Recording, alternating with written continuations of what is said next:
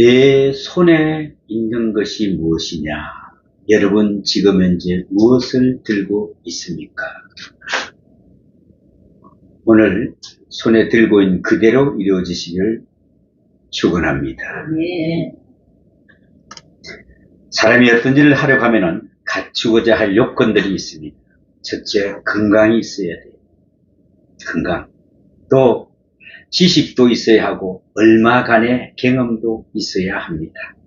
지도력과 지혜도 겸비하여야 하고, 그보다 더 중요한 것은, 더 근본적인 것은 무엇일까? 바로 믿음입니다. 믿음. 무엇보다도 내가 나를 믿을 수 있어야 한다. 내가 나를 믿어야 됩니다. 내가 정말 무엇을 믿고 있느냐? 내가 예수를 믿느냐? 내가 하나님 말씀을 믿느냐? 내가 이래 되기를 믿느냐? 이것이 중요한 것입니다. 내가 나를 믿지 못한다면 아무 일도 할 게 없기 때문에 그렇습니다. 이것을 신념이라고도 하고 혹은 확신이라고도 합니다. 다음으로는 중요한 것은 남이 나를 믿어주는 것입니다. 남이 나를 믿어주는 것이다. 이건 역시 믿음입니다. 그러나 내가 나를 믿지 않는데 남이 나를 믿어줄 리는 없습니다. 그죠? 내가 나를 못 믿는데 어떻게 남이 믿어주시겠습니까? 그러나 먼저 내가 믿어져야 됩니다. 나 자신이. 내게 확신이 있어야 남들 눈에도 내가 그는 믿을만한 하다. 정말 믿을만한 사람이다. 그 믿는 또 인격으로 서로 비치게 되는 것입니다. 내가 나를 믿고 남이 나를 믿어준다고 하는 것은 아주 중요한 일입니다. 그죠? 옛날에는 공부는 혼자서 했습니다. 그래서 독학하는 자들이 밤새도록 안 되면은 저기 외진데 가서 그렇게 공부했습니다. 이제는 공부도 일도 함께 해야 됩니다. 연구를 해도 혼자서는 이루지 못합니다. 여러 사람이 서로 도우며 협력하는 가운데 훌륭한 성과가 나올 수 있는 것입니다. 그러나 믿음이 없으면 이 어떤 일에도 협력을 기대할 수가 없다는 것입니다. 다른 사람들이 나를 믿어줘야 연구도 할 수 있고 일을 진행시킬 수도 있지, 내가 남이 나를 믿지 못한다면 모든 일이 다 무효로 돌아갑니다. 다 망하고 다 무능해진다는 것입니다. 오늘 본문 말씀 가운데 바로 그 믿음의 중요성을 이야기하는 하나의 사건이 있습니다. 하나님께서 모세를 부르십니다. 지금 모세의 처지를 보면은 저는 생각합니다. 하나님께서는 같은 값이면은, 그가 좀 젊었을 때 불렀었더라면 어땠을까 하고 합니다. 한 40살쯤 될 때에 바로의 궁전에 있어서 공부할 때에, 그때 공주의 아들로서 건세를 행사하고 있을 때에 그때 불렀었더라면 어땠을까? 권력 있잖아요, 권력. 근데 하나님은 권력을 일체 인정해 주지 않아요.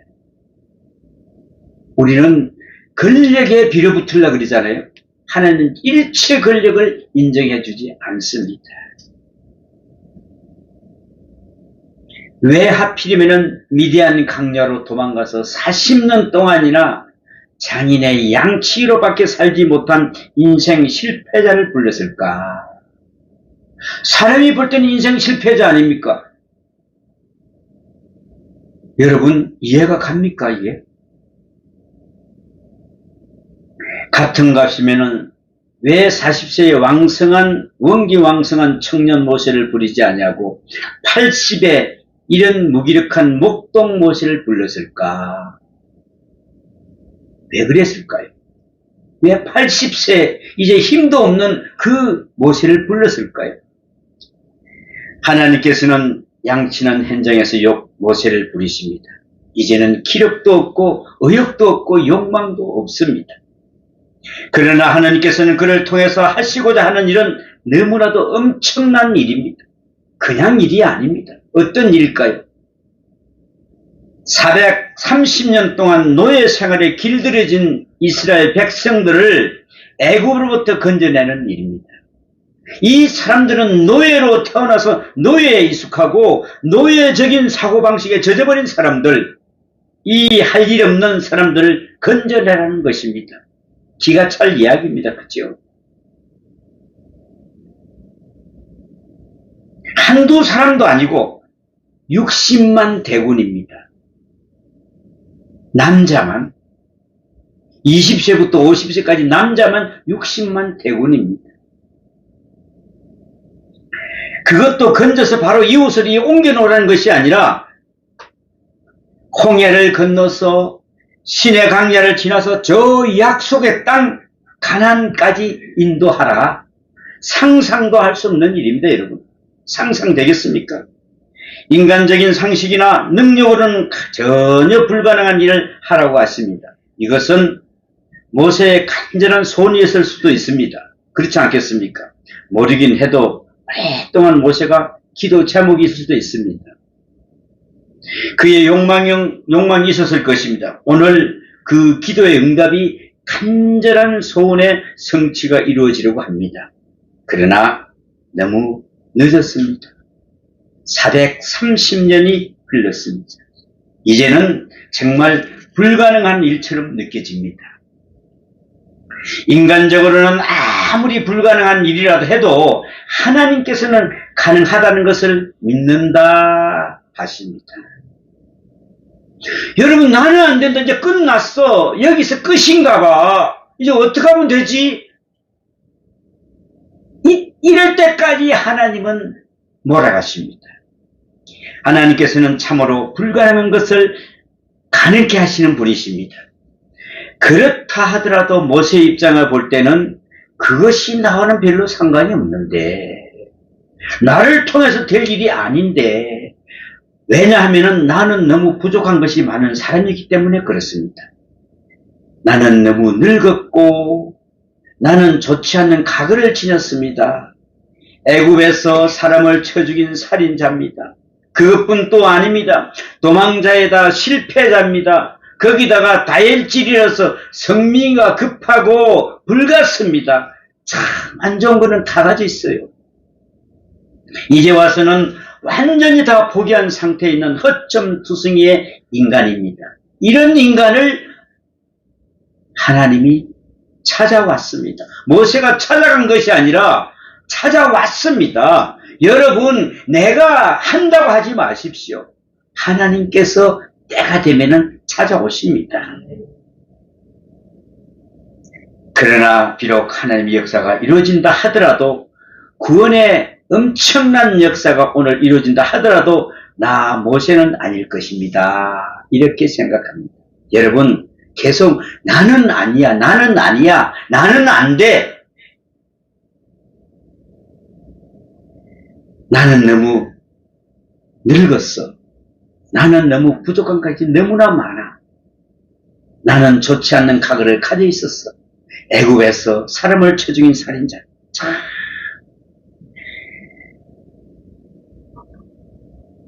아닐 거야. 나는 아닐 거야. 모세는 그것도 사양을 합니다.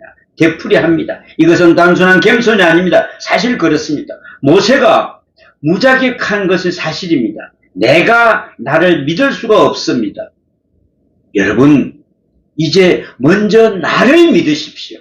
내가 믿으십시오. 이랬을 때 이루어집니다. 내 안에 있는 아무것도 믿을 만한 것이 없습니다. 그래서 변명하는 말입니다. 하나님, 백성들이 나를 믿어주지 않을 것이라는 이야기입니다. 그들이 나를 믿지 아니하면 내 말을 듣지 아니하고, 그럴 수밖에 없어요. 내가 나를 못 믿는데 누가 나를 믿어주겠습니까? 누가 나를 믿고 따라와 주시겠습니까, 여러분? 이 비참하고 초라한 나를 누가 따라주겠습니까? 그래서 모세는 안 된다고 하나님 앞에 쿨하게 사양을 합니다. 10절 이하를 보면은 모세는 나는 지금 말을 할 줄 모른다고 핑계까지 댑니다. 아마도 그는 입이 요즘으로 말하면 아마 실어증 말을 하지 못하는 그런 사람이 아니었던가 하는 생각이 됩니다. 그러나 하나님은 한마디로 딱 잘라서 나무라했습니다. 뭐라고 나무랍니까? 누가 사람의 입을 지었느냐 물어봅니다. 너 입을 누가 지었냐냐? 너 손을 누가 지었어? 도대체 누구 앞에서 그따위 변명을 들어놓느냐? 이렇게 해서 모세가 결국 하나님의 손에 강제로 붙들려 쓰임받는 것을 봅니다.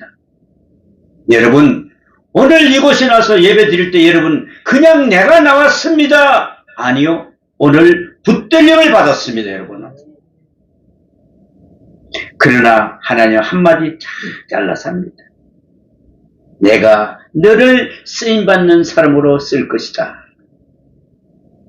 신앙의 궁극적인 관심은 하나님께서 나와 함께 하시는가 하는 것 뿐입니다. 하나님께서 우리와 함께 하신다면 그 무엇도 문제될 것이 하나도 없습니다, 여러분. 그런데 모세에게는 하나의 고민이 있습니다. 하나님을 능력을 믿지 못하는 것이라 내가 워낙 무자격하다는 것입니다. 하나님께서 함께 하신다 하더라도 나 같은 사람과 함께 하실 리가 없다. 나 같은 사람이 감히 하나님을 할 수 없다고 미리 절망을 합니다. 나의 부족함을 너무도 잘 알고 있는 까닭입니다. 그렇지 않습니까? 그러나 하나님께서는 끝내 모세를 포기하지 않으십니다. 뭐라고 하신 줄 아세요? 내가 내 입과 함께 있어서 할 말을 가르치리라 12절에 말씀합니다. 할 말까지 가르쳐 준대요. 여러분, 우리가 가는 그 믿기만 하면 하나님께 모든 걸 해주신대요. 또 16절에 뭐라고 그럽니까? 너는 그에게 하나님같이 되리라. 여러분, 하나님은 이런 분이세요. 엄청난 말을 하십니다. 하나님께서 함께 말을 가르쳐 주시고 또 다른 사람들이 모세를 볼 때는 그를 하나님 척에 보게 될 것이라고 말씀하십니다. 그러므로 가라! 그를 털어버리고 일어나서 어서 가라고 명하십니다. 하나님의 강권적인 소명이 바로 여기 있습니다. 여러분, 여러분이 길을 걸어갈 때 정말 저 사람은 하나님 믿는 사람이다. 그래서 빛이 나는 여러분이 되시기를 축원합니다. 첫째, 그분은 인간의 부족과 허물을 묻지 않으십니다. 이미 다 알고 부르시기 때문에 그랬습니다. 나보다도 더 나를 속속들이 알고 계시며 나의 약한 것, 부족한 것 다 알고 부르시는데 그 앞에서 감히 어떻게 사양할 말이 있을 수 있겠습니까, 여러분? 하나님 앞에 나갈 때는 그저 내가 하겠습니다. 순종하겠습니다. 하면 됩니다. 여러분 부족한 거 다 알고 있어요. 여러분 지금 모자란 거 다 알고 있어요. 다 알고 있어요. 둘째, 가능케 하도록 부르십니다. 가능하고 하고 않고는 하나님께 속한 문제요. 모세에게 속한 일이 아닙니다. 하나님은 가능케 하시는 능력을 가지고 저를 부르십니다. 여러분, 여러분이 하나님 부르실 때 다 준비해놓고 부르십니다, 여러분. 그냥 준비 안 해놓고 너 와서 이거 해라 소리 절대 안 하십니다. 셋째, 하나님의 그 놀라운 지혜로 부르십니다. 인간이 상상할 수 없는 오묘한 섭리 중에서 효과적으로 저를 부르십니다. 그냥 부르신 것이 아닙니다. 넷째, 큰 구원의 경륜 그 속에서 부르십니다. 하나님께서는 이 엄청난 역사의 경륜을 하셨습니다. 이스라엘을 어떻게 구원하시라는 뜻 안에서 모세를 이 땅에서 내셨습니다.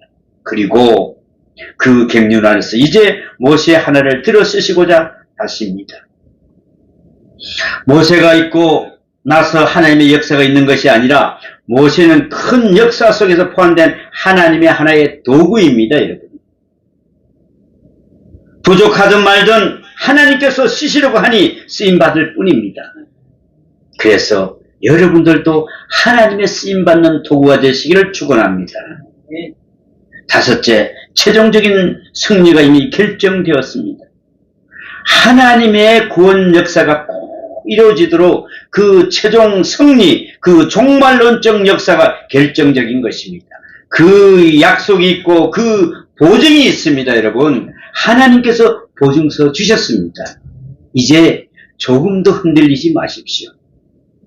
이렇게 해서 마침내 하나님께서는 모세를 부르십니다. 이제 모세는 아무 말도 아무 변명도 할 수 없는 처지가 됩니다. 하나님께서 이처럼 강하게 나오시니 모세도 이제는 도리가 없는 줄을 깨닫습니다. 그런데 보십시오. 모세한테 한 가지 소원이 있습니다. 무슨 소원일까요? 여러분은 무슨 소원이 있습니까? 자, 하나님, 그렇다면은 제게 좀 무엇을 주세요. 뭐 희한한 것, 좀 굉장한 것, 사람들이 깜짝 놀랄 만한 능력과 표적을 주세요. 응? 굉장한 것, 마술적인 것, 초자연적인 것, 뭐 이렇게 기적적인 것 무엇을 좀 원하고 있습니다. 이게 있어야 될 거 아니겠습니까? 그래도 하나님 앞에 나가는, 사람 앞에 나가는데. 그런데 하나님은 뜻밖의 말씀을 하세요. 뭐라고 하세요? 내 손에 있는 것이 무엇이냐 물어봅니다. 아니, 하나님이 좀 이렇게 꽉 마술처럼 착 변하고 있는 걸 줘야 되는데 손에 있는 거 무엇이냐? 아마도 모세는 저기 실망해서 대답했겠죠. 지팡이 하나 있습니다. 지팡이. 이야기가 그렇게 돌아갈 줄은 몰랐을 것입니다.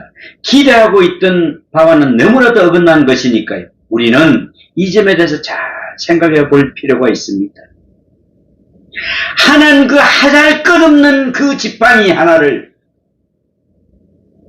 내 손에 있는 것이 무엇이냐? 지팡이니다. 이 말씀을 추려보면 성경에는 없습니다만은 하나님께서는 말씀하신 요지는 아마도 이것이었을 것입니다. 됐어. 그것만 됐다. 그 지팡이, 그 이상의 것을 줄여쓰려고 하지 않으십니다. 내게 있는 것을 알라는 말씀입니다. 이미 가지고 있는 것, 내게 있는 것, 이것은 우연한 것이 아니요 하나님의 놀라운 섭리와 경륜 속에 속한 것임을 모세는 모르고 있었습니다. 여러분들도 지금 가지고 있는 그 자체를 모르고 있을 때가 많습니다. 왜 내가 이것까지뿐이 없지? 어찌 보면 아무것도 없는 것 같은데, 쓸데없는 것 같은데, 그런데 하나님은 그 스식에서 준비해 놓으셨습니다. 그는 생애는 출생부터 매우 평범하지가 아니했습니다. 그죠? 비상한 간심의 시점에서 태어나 갈대 상자 속에 담아져서 나일강에 떠내려간 것도 하나님의 특별한 섭리요. 바로의 궁전에 들어가서 40년 동안 애굽의 모든 것을 공부하게 된 것도, 또 광야로 미디안 강야로 쫓겨나서 양을 치면서 겸손을 배우고 인내를 배우고 지도력을 배우게 된 것도 다 하나님의 섭리였습니다. 그러나 80년이라는 긴 과정을 준비시켜 오늘 그 손에 지팡이를 들려주신 것입니다. 여러분, 우리가 대단한 걸 들려야 될 줄 알죠? 사람들이 볼 때는 하찮은 물건, 하찮은 것, 이것이 하나님께서 보시기에 대단한 것입니다. 여러분, 우리는 사람에게 잘 보려고 하지 마세요. 하나님에게만 잘 보이면 됩니다. 하나님께 잘 보이면 됩니다. 그러므로 그 지팡이는 우연한 것이 아닙니다. 그게 의미가 있는 것입니다. 평범한 지팡이, 언제서나 볼 수 있는 죽은 나무 막대기, 그것을 들고 있는 모세의 모습을 보십시오. 얼마나 초라하겠습니까? 양치기에 어떨 때는 세수도 안 할 것이고 수염도 깎지도 않을 것입니다. 거기에다 흐름한 옷 하나 입고 그 작대기 하나 들고 있습니다, 여러분. 그러나 순간 그저 주어진 것이 아니오 거기에 의미가 있음을 알아야 합니다. 자, 바울을 한번 보십시오. 바울은 길리기아의 타수에서 태어났습니다. 우연히 그렇게 태어난 것이 아닙니다. 길리기아 타수에서는 디아스포라 하는 흩어진 유대인들로 태어났기 때문에 그가 이방인의 사도가 되었던 것입니다. 이와 같이 하나님의 오묘한 경륜 속에서 마른 지팡이 하나가 모세의 손에 들려진 것입니다. 정말 소박하고 구체적이고 현실적인 사건입니다. 이 소유의 의미를 바로 알아야 합니다. 지식이건 재산이건 건강이건 지위건 그 모든 것이 가진 의미를 우리는 알아야 합니다. 하나님의 구원의 역사가 이 속에 이 사건 하나가 내게 있다고 생각할 수가 있습니다. 에스더를 한번 보십시오. 에스더 이방 여인입니다. 그런데 이방 나라에서 이방 왕의 황후가 됩니다. 황후가 이스라엘 민족을 어려움을 당할 때에 그 삼촌 모르드게가 하는 말을 한번 들어보십시오. 여러분. 내가 황후의 자를 얻은 것이 이때를 위함이 아닌지 누가 알겠느냐. 에스더서 4장 14절에 말씀하고 있습니다. 내가 왕후를 세운 것이 그냥 세운 게 아니다. 하나님의 무슨 섭리가 있고 뜻이 있는 것이다. 여러분이 예수 믿게 한 자치 고통과 한란 가운데 있는 이 자체가 무엇이 있는 것이냐? 뜻이 있다. 섭리가 있다. 너 잘 살라고 왕후 된 줄 아느냐? 내 민족이 어려운 경우를 당했을 때 건지라고 왕후 된 것이 아니겠느냐 하는 말입니다. 여러분, 내가 가진 것이 무엇입니까? 여러분이 지금 가지고 있는 것이 무엇입니까? 하나님이 주신 것입니다. 하나님의 뜻이 있어서 내게 주시고 준비시켜 놓으신 것입니다. 하나님께서 그것을 통해서 역사하시고 쓰십니다. 그래서 우리는 이것을 소중히 여길 줄 알아야 합니다. 저는 생각합니다. 가장 부자는 사람을 자기 소유한 것으로 만족할 줄 아는 사람이라고 그랬습니다. 자기가 가진 게 정말 이거 하나라도 만족할 수 있는 그 사람이 바로 부자입니다. 저번에 유튜브를 보니까 북한에서는 우리가 쓰는 그 페트병을 진열장에 넣어놓고 진열을 해놓는데요. 그 얼마나 귀한 것을 우리는 다 한 번 먹고 휙 받아 그냥 버리는데 진열장에 넣어놓고 쓴다. 왜? 그걸 곡식 넣어놔도 저거 다 줬답니다. 그래서 그리 쓴대요. 또 어떤 사람은 어떤 집에 살던 어떤 물건을 가졌던 그것이 가장 좋은 줄 아는 사람이 또 부자인 것입니다. 여러분은 어떤 것을 가지고 있습니까? 내게 있는 것의 뜻을 아는 사람, 그 가치를 아는 사람이 가장 행복한 사람입니다. 자기가 가진 바를 아는 은사를 받아들일 줄 아는 사람, 이 가진 바를 통해서 하나님이 역사를 하신다고 하는 사실을 우리는 잊지 말아야 됩니다. 바로 이것이 유능한 인재입니다. 하나님께서는 모세에게 지팡이의 의미를 깨닫게 하십니다. 이제 그 지팡이로 바로 사용하라는 것입니다. 하나님께서 모세에게 주신 말씀입니다. 참 많습니다. 여기에 몇 가지만 한번 찾아보겠습니다. 재미있는 특징을 발견할 수가 있습니다. 자, 처음에 던지라 그랬습니다. 던지라 그랬더니 또 뭐라 그랬습니까? 잡으라. 그랬더니 또 뭐라 했습니까? 넣어라. 치하라. 부어라. 쳐라. 건너라. 들라. 낮추라. 아주 간단한 문장들입니다. 그렇지만은 던지라 하면은 여러분 의심 없이 던지십시오. 네. 왜 던지느냐 물을 것이 없습니다. 아니 왜 던져야 되는데요? 이유가 있을 거 아닙니까? 우리 손녀가 그랬답니다. 할머니 그걸 왜 꼭 그렇게 해야 돼요? 이렇게 해야 되잖아요. 왜? 어린 아이들은 꼭 묻습니다. 왜요? 어리니까. 그 우리는 알잖아. 순종해야죠. 그리고 잡으라면은 잡고 건너라면은 건너십시오. 하나님께서 가진 것, 그것을 통해서 역사하실 때에 믿음과 순종을 요구하십니다. 여러분, 내가 가진 게 너무나 보잘것없습니까? 거기에 쓰임받기를 원하십니다. 이제 지팡이 사건을 한번 보겠습니다. 하나님께서는 지팡이를 던지라고 하십니다. 모세는 두 말 안고 던졌습니다. 하나님 이거 내가 평생 들고 입에 던지라 그래요. 던지라면 던져. 그랬더니 지팡이가 뱀이 됐습니다. 다시 잡으라고 합니다. 도로 지팡이가 되었습니다. 정말 마술 같은 일입니다. 그러나 이 사건에 커다란 메시지가 있음을 우리는 알아야 됩니다. 이것은 표징과 믿음을 주기 위한 표적입니다. 이 표적은 모세를 향하신 구체적인 말씀입니다. 그리고 이 말씀은 모세의 인생 전체에 흐르는 하나님의 명령이고 그에게 주어지는 지시입니다. 지시. 자, 우리는 이것을 깊이 생각해야 됩니다. 보십시오.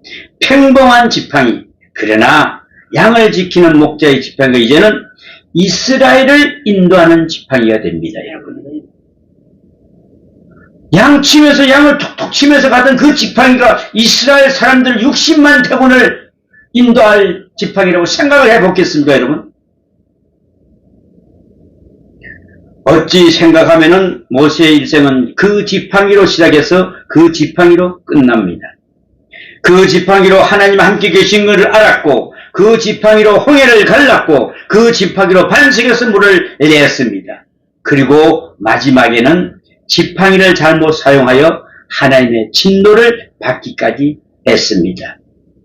민수기 20장을 보겠습니다. 하나님께서는 모세에게 말씀하시기를 반석에 명하여 물을 내라 하셨을 뿐입니다. 그죠? 반석을 뭐라고요? 명하여. 그러나 모세는 백성들의 원망과 불평을 보다 생각하지도 못하고 욱 하는 성격이 되살아났습니다. 뭐라고 했습니까? 이 폐역한 백성이라고 하면서 저주하면서 신경질적으로 반석을 탕탕 쳤습니다. 내가 너희를 가르치라 그랬지. 하나님을 두려워하는 마음으로 믿음으로 순종해야 할 자리에 내 감정을 터뜨렸습니다. 여러분, 여기서 부탁드립니다. 절대로 하나님의 그 음성을 들을 때에 여러분 감정 폭발하지 마십시오. 그러면은 하나님께서 여기까지다 합니다. 여기까지. 그때 하나님이 말씀하십니다. 너희가 나를 믿지 아니하고 이스라엘 자손의 목전에서 내 거룩함을 나타내지 아니한 고로 너희는 이 해중에 내가 그들에게 준 땅으로 인도하여 드리지 못하리라. 민수기 10장 12절의 말씀입니다. 너는 가나안 땅에 들어가지 못한다. 정말 놀라운 말씀입니다. 무서운 심판입니다, 여러분. 우리가 나도 모르게 욱하는 성격에 내가 이기까지 했는데 이까짓 좀 하면 안 되겠어. 그 어떤 목사님이 너는 하나님은 죽어 하는 그 말씀 한마디에 한국 교회에서 그이가 이단으로 지키는 오류를 범하는 것을 볼 수가 있습니다. 안타깝기도 못한 거기에서 끝나버린 것입니다, 여러분. 여러분, 말씀에 순종하듯 시키는 대로 정확하게 순종해야 합니다. 그냥 대강대강 순종하지 마세요. 지팡이 사건에는 바로 그러한 의미가 있습니다. 그뿐 아니라 여기에 다스리라는 의미도 있습니다. 보십시오. 손에서 놓으니 지팡이가 뱀이 됐습니다. 다스리지 못하고 놓으면 뱀이 됩니다, 여러분. 또 원수가 되고 악이 된다는 말씀입니다. 우리는 그냥 놨을 때는 무조건 안 됩니다. 다음 장면을 보면은 모세가 뱀을 보고 피합니다. 그러나 그 꼬리를 잡으니 다시 지팡이가 되었습니다. 이것은 무엇을 뜻합니까? 무서워도 잡으라 할 때는 잡아야 합니다. 잡으면은 나를 돋는 지팡이가 됩니다. 원수라도 잡으라 하실 때에 그 꼬리를 잡으면은 은인이 될 수가 있다는 것입니다. 나를 이롭게 하는 자가 될 수 있다는 것입니다, 여러분. 잡으라고 할 때에 잡으면 역경의 축복의 기회가 됩니다. 내 실패, 내 절망 속에서도 하나님의 말씀을 똑바로만 들으면은 엄청난 성공의 디딤돌이 된다는 것입니다, 여러분. 이제 문둥병 발언 손의 의미를 한번 살펴보겠습니다. 내 손을 품에 넣어라. 내가 손이 사용할 때마다 가슴을 대보거라 그랬습니다. 손과 마음이 따로따로 놀면은 안 된다. 마음이 나쁠 때에도 내 손은 악하여지고 마음이 바릴 때 내 손이 손됨을 본분하는 것이다 그랬습니다. 아무리 급해도 지난 날처럼 사람을 쳐 죽일 것이 아니오 가슴에 손을 꼭 기도하면서 하나님의 말씀에 합당하게 손을 써야 한다 하는 것입니다. 이러한 말씀일 것입니다. 그죠? 여러분, 우리가 기도하는 손을 거기에 문둥병이 들 리가 없습니다. 왜요? 마음과 손이 일치하라 이 말입니다. 마음은 따로 손 따로 놀지 말라는 것입니다. 모세는 걱정합니다. 저들이 나를 믿지 않고 내 말을 듣지 않을 것입니다. 그러나 하나님은 말씀합니다. 그들이 내 말을 들으리니. 출애굽기 3장 18절에 가만히 보면은 대화가 매우 심각합니다. 모세는 안 들을 것입니다.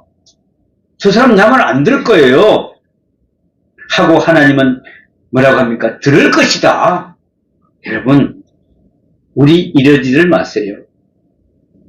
하나님, 내가 지금 기도하고 왔는데 하나님이 이거 믿고 하고 기도하고 왔는데 나가면서 진짜 될까요?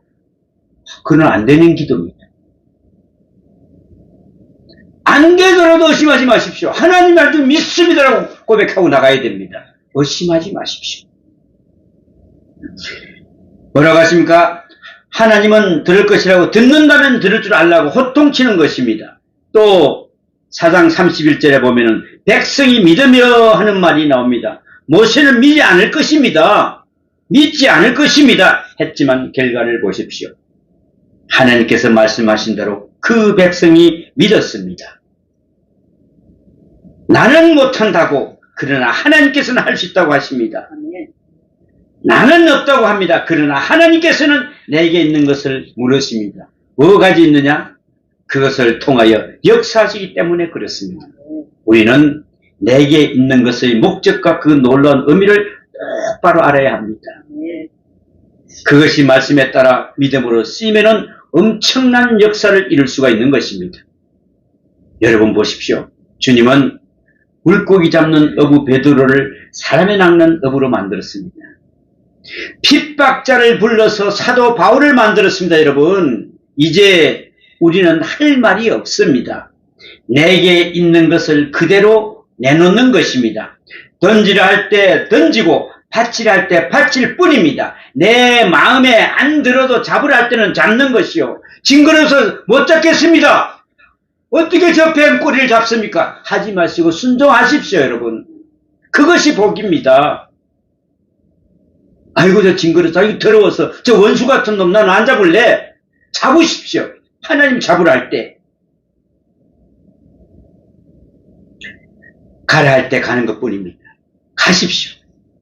그리 할 때에 뭐가 일어날까요? 기적이 일어납니다. 하나님의 역사가 이루어지는 것입니다. 주님께서 말씀하십니다. 이제 가라. 이런 축복이 함께 하시기를 축원합니다. 기도합니다. 아버지 하나님, 말씀에 순종하기를 원합니다. 말씀에 따라 믿음으로 쓰이면 엄청난 역사가 일어난다고 하였습니다. 우리는 징그럽다고 더럽다고 악한 사람이라고 원수라고 찾지 않을 때가 있습니다. 그래도 주님 잡으라 할 때 순종하는 삶이 되게 도와주시옵소서. 믿음으로 바로 들어가게 하여 주시옵소서. 저들이 나를 믿지 않고 내 말을 듣지 않을 것입니다. 그럴 때 그들이 내 말을 듣는다고 하였사오니 주님, 어느 곳에 가든지 무엇을 하든지 주님, 그들이 말 듣고 주님 은혜 가운데 살아가는 복된 삶이 되게 도와주시옵소서. 우리 성도들을 붙들어 주시옵소서. 힘들고 지칠 때 내가 너를 잡으라 할 때 더럽고 추하지만은 잡을 수 없지만 그것을 잡는 순종을 허락하여 주시옵소서. 이 모든 말씀 우리 주 예수님 이름으로 기도하옵나이다. 아멘.